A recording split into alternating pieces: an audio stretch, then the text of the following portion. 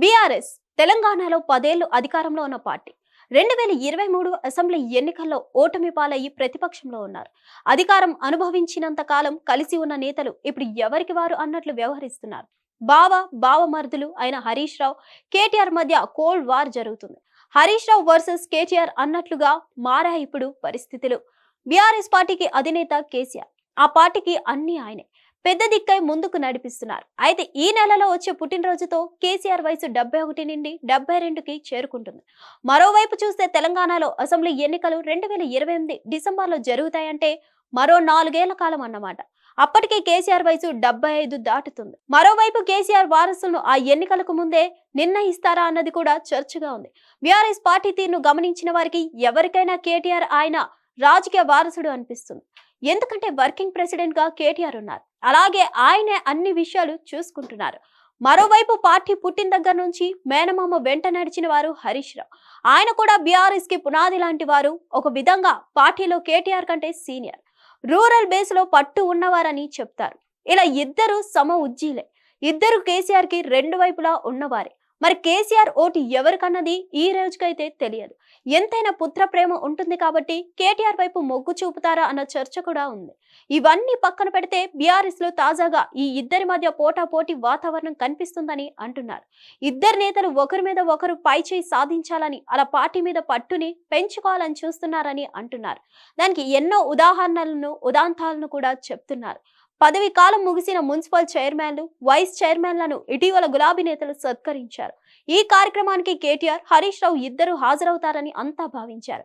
తీరా చూస్తే కేటీఆర్ ఒక్కరే వచ్చారు.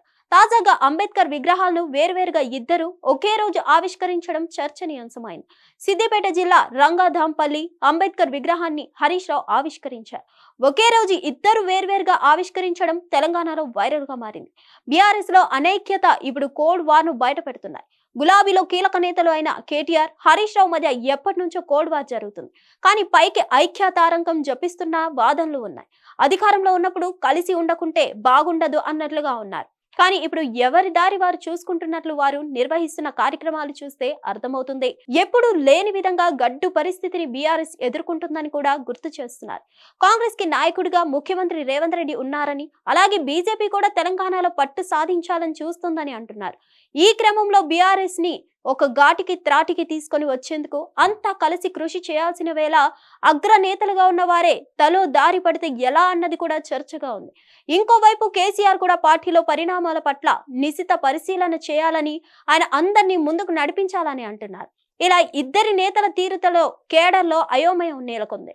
మరి దీన్ని కేసీఆర్ ఎలా సరిదిద్దుతారో, వారి మధ్య లొల్లిని ఎలా కొలిక్కి తెస్తారో చూడాలి. మరి హిట్ టీవీ యాప్, ఇందులో short news, live news, entertainment shows, movies, digital magazines తో పాటు మీ జిల్లా వార్తలను కూడా ఫ్రీగా చూడొచ్చు.